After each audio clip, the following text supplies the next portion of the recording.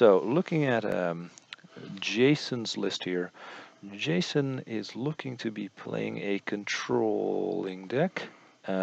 Lots of control cards, and indeed something that we've been talking about just now. Chamberlain Kark is in there.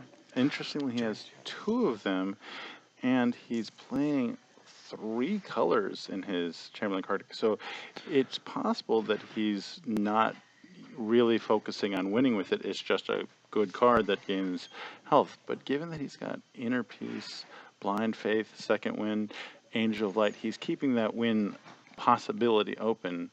But this is a very interesting deck list. He's playing Reset, which I wasn't sure we were going to see in this tournament. But I guess what that does is it allows him to play a Time Walker style deck without needing the loyalty too. Yeah. Oh, yeah. That's very true. Yeah. Time Walker we've mostly seen in earlier constructed tournaments as a way to return Shadow Imps and Dark Knights and those kind of blitz 0-cost champions.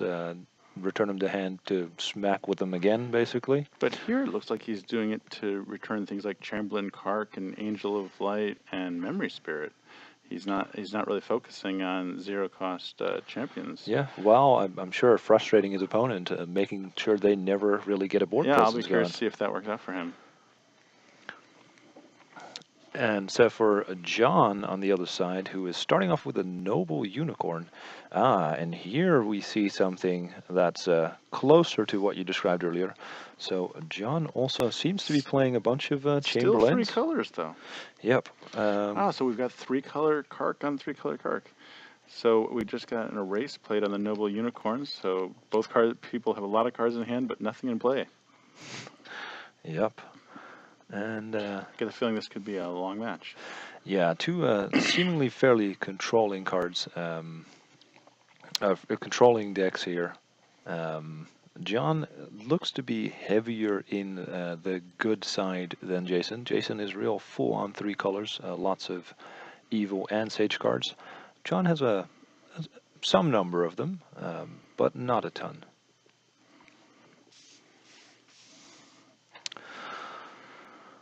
Noble Unicorns back in play.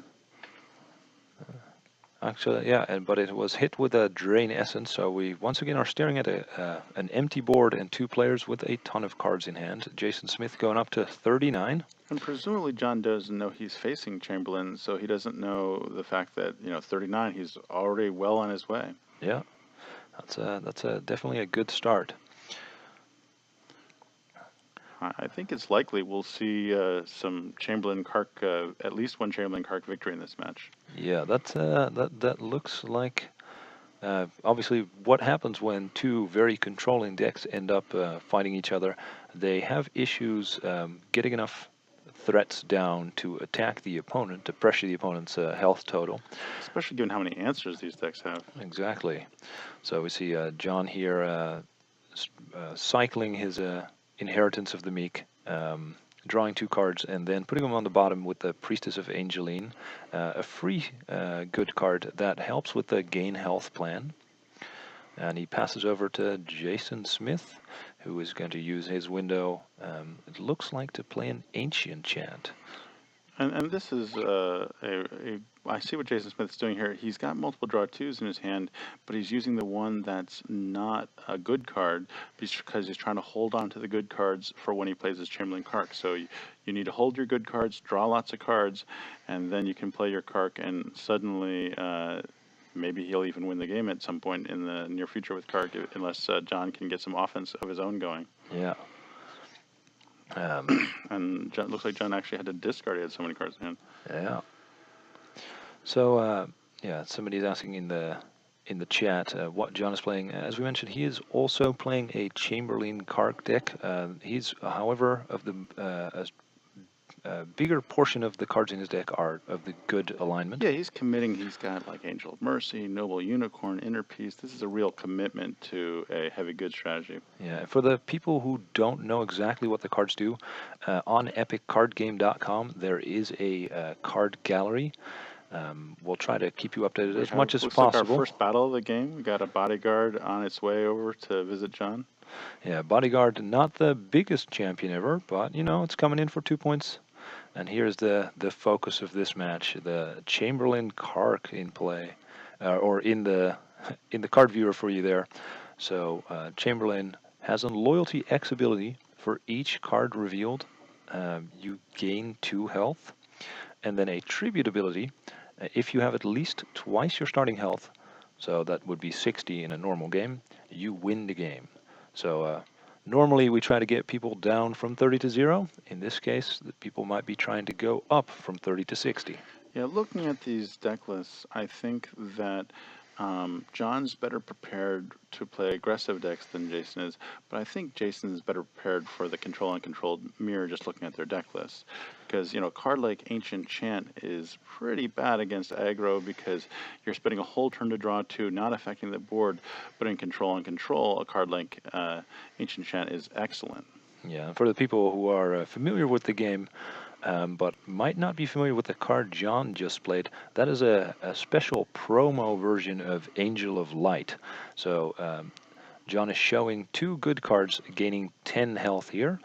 He's showing Brand, the Rebel Fighter, and a Second Wind. And it seems like he's immediately playing that Second Wind to gain 5 health and recycle, putting 2 cards on the bottom and drawing a new card, keeping his hand stocked in case a Kark shows up at some point, while also gaining a bunch of health. I'm guessing at least one of them already has a Kark in hand and is just waiting to set it up and make the right play. Yeah, so John up to 46, whereas Jason is to 51. It's a race to the top instead of a race to the bottom.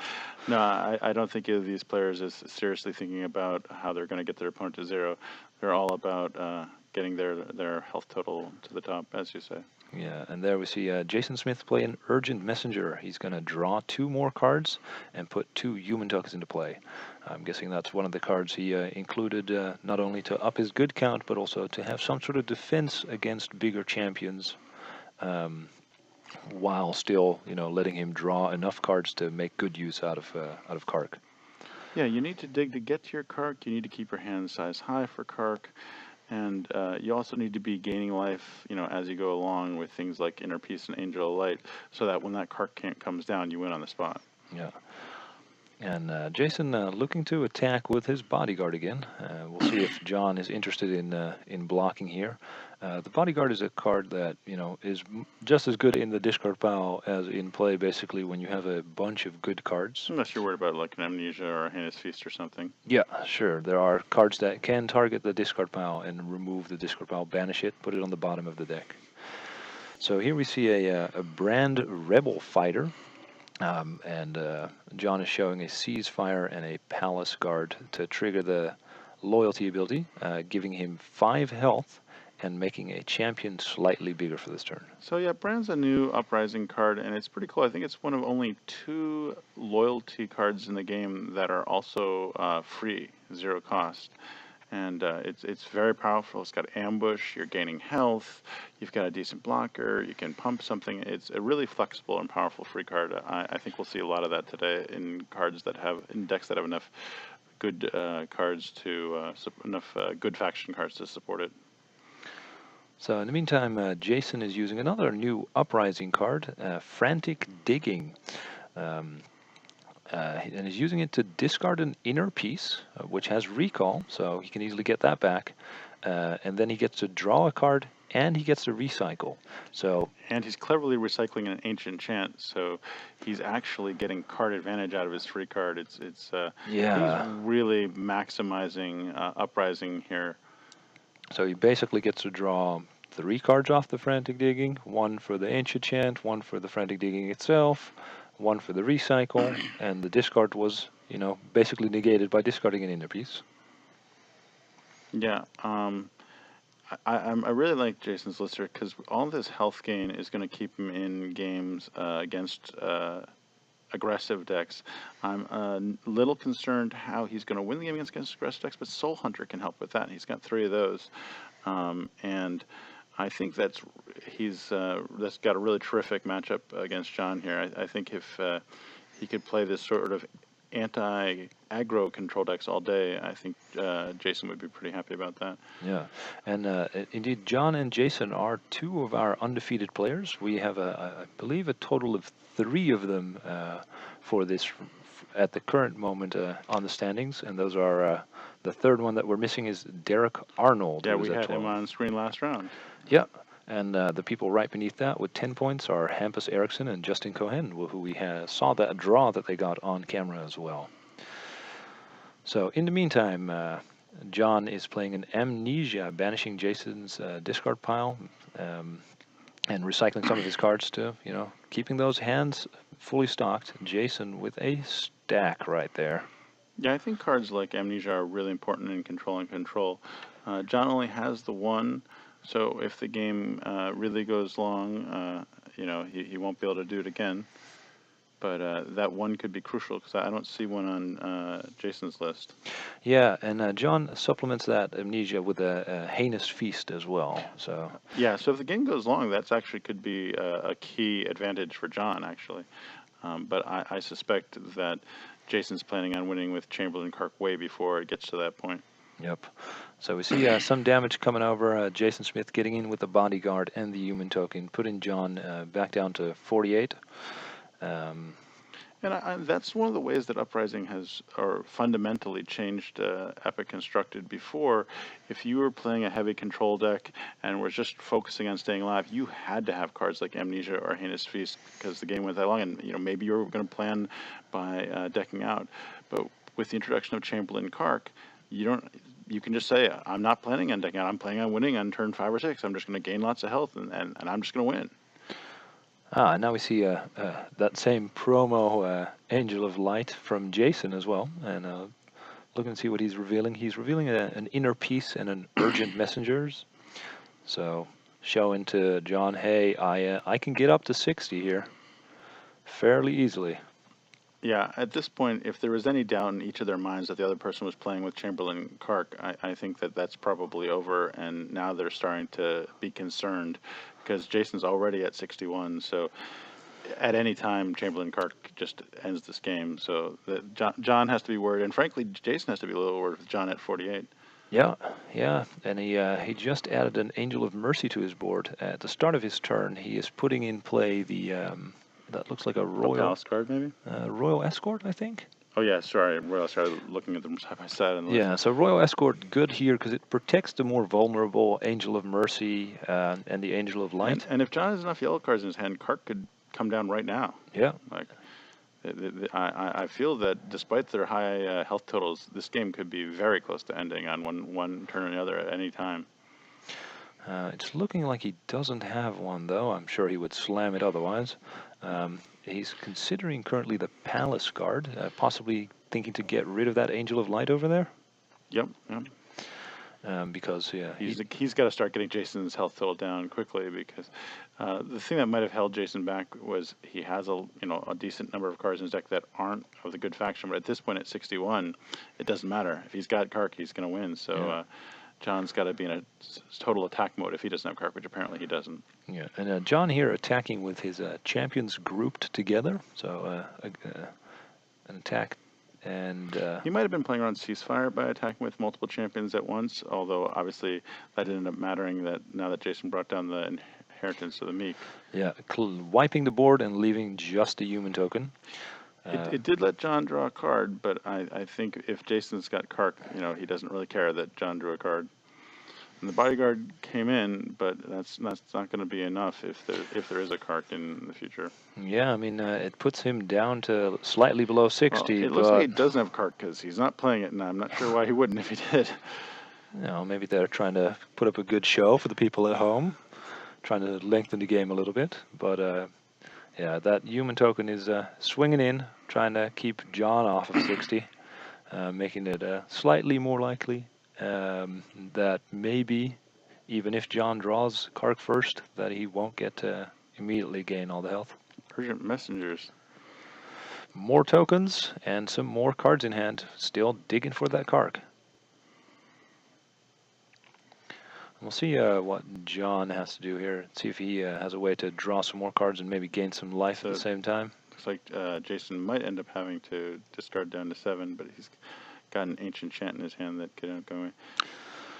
Drain Essence Wow, on the token. it's just whoever draws Kark first at this point. Like, I have trouble imagining this game not ending with a Kark on one side or another. Yeah, once we're throwing full gold cards on now a fraction of another card, you know, a 1/1 human token.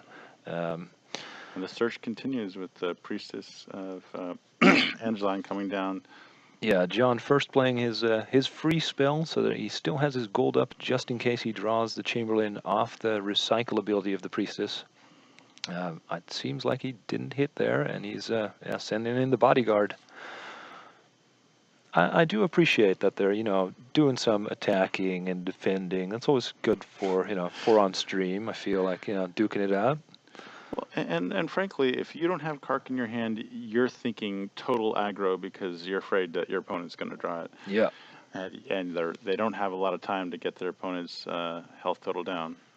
All right, and John is indeed continuing the search, gaining some health off of the ally ability of the Priestess, and drawing some cards off the Ceasefire.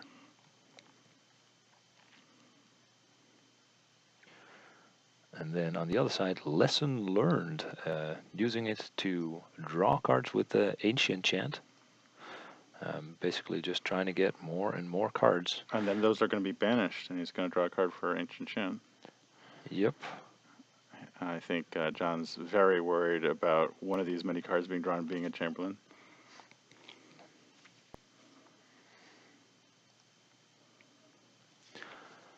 So, yeah, there are a lot of them. He draws for his turn. And one of the things Jason does is by playing with Ancient Chants and Soul Hunters, he's not concerned about getting more than 7 cards in his hand because he has cards he's quite happy to see go to the discard pile. Yep.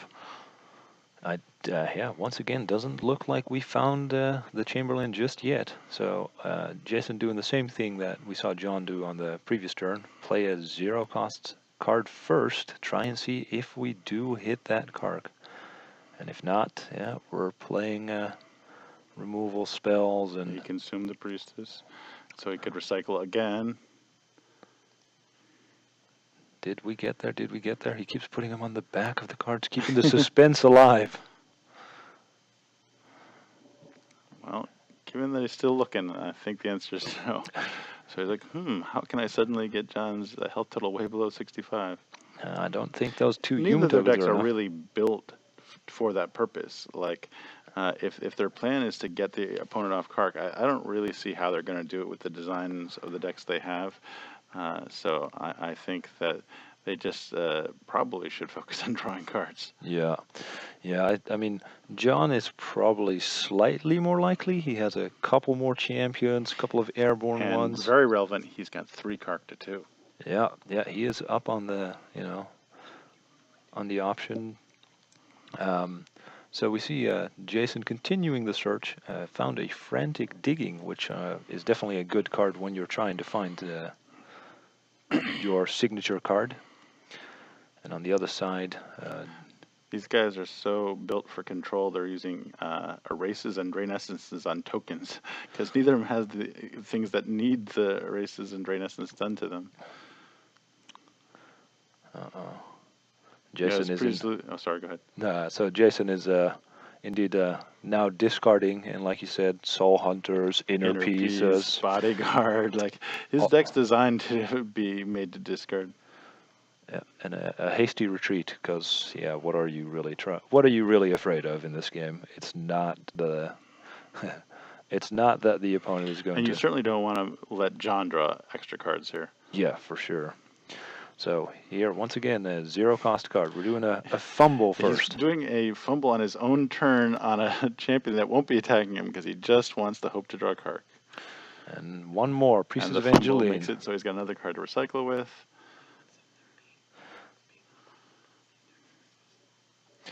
Yeah, so we're looking here. Both players are above 60, and yeah, all the other things, do they really matter? Not really. Yeah, no, this is just drawing cards and hoping for the best. I mean, Jason does have a Soul Hunter in his discard pile, so it's possible that if for some reason the game's still going on in a couple turns, he could start mustering some offense.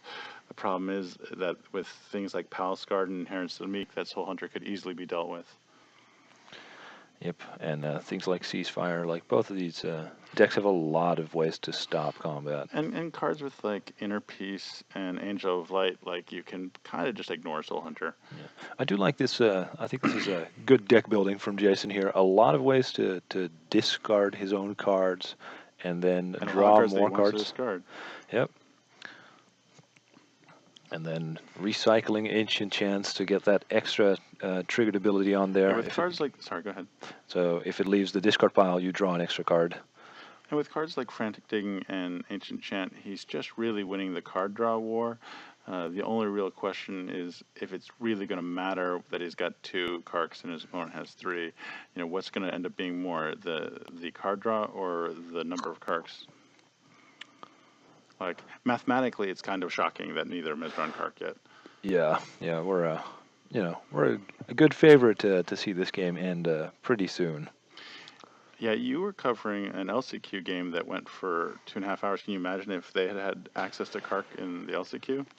Yeah, that would have been easier, I think. Well, and that's something we thought about when we were designing Uprising. Is we said, you know, we're worried about games stalling out and going too long. Let's do some design work to fix that, and Kark is a big part of that plan.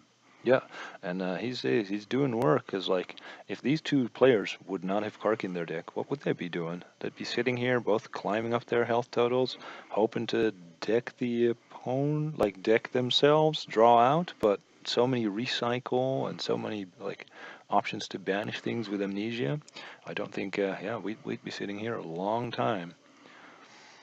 Yeah, basically what we did was we made cards to help there be more powerful aggressive archetypes, but if you are playing control, we made it so you also have a way to win the game quickly. So I think that we'll see some games going a little shorter than you saw in the LCQ yesterday. Yeah. The for the people who don't know, the LCQs, the last chance qualifiers, were not using the Uprising cards yet. This is the very first tournament in which the Uprising cards are being used. Yeah, it's looking. Both people still looking at their hands, still have not found. And both their health totals have 6s at the beginning. Yeah, the magic numbers have been hit, but yeah, we've got the Chamberlain Kark up in the card viewer because that's the only card that really matters right now. Really, yeah. Another 2 cards drawn, and I think John just drew it. Well, he's bringing his Soul Hunter back, so he's really slow rolling it if he does. No, so I saw John draw it. But he had to pass the turn because he spent his gold already. Ceasefire. Well, so if Jason doesn't have it, there's not much he can do about it with John sitting at 66 and having a full grip like that. So I think it's only, if you're right about that, it's only a matter of time now. Yeah, and we're going to see if Jason can pull some shenanigans with some free spells, try to once again recycle a bunch maybe. He's going to the attack phase, which for these players is mostly signaled I am about done with my turn and I'm just doing what I can. And John here cycling his free spell, making sure he is well above the required 60. And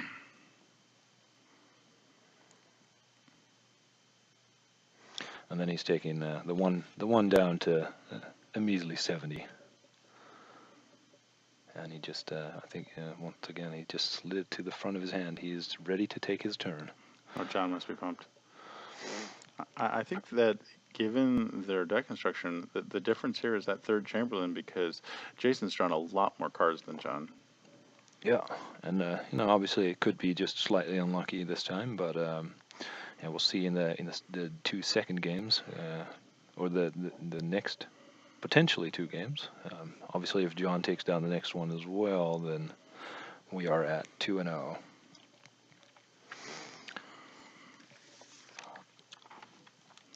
All right. So let's see if. So both players still have their gold up, and they're. I think Jason is trying to decide what can I do here. Suppose John does have it. Is there any way I can get him down to 60, or because Not even getting him down to 60 is not really gonna get yeah, the I job guess. done, unfortunately. Yep. And John is putting a card off to the side. I think there's a little foreshadowing. Oh no, he's just discarding or playing an inner piece. I think he's playing an inner piece here.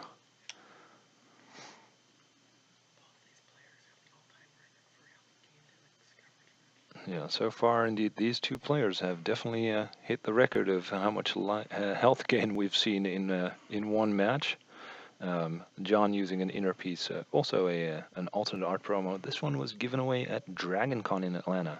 So if you don't know, we as White Wizard Games, we're not just in Framingham, Massachusetts. We go all over the country, having epic events and Star Realms events and Hero Realms events, and soon also Sorcerer events, possibly. More about that game later. But for now, Jason doing his best, cycling one more time.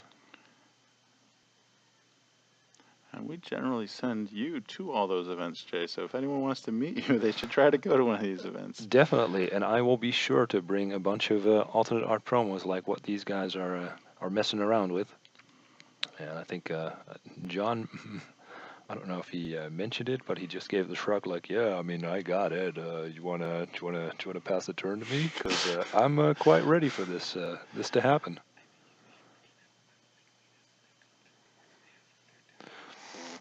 So yeah, it's Jason here once again discarding down to hand size. So this game is very likely to end very soon. And I mean, it must be frustrating to be Jason and have seen so many cards and just not found. And we have it. There we go, Kark, and time to pick up the cards. Right now, Jason's thinking, "Wait, that's what I'm supposed to be doing to people." Yeah, where's mine? Yeah, how far along am I? Ah, there we go. He found it. Couple cards away still.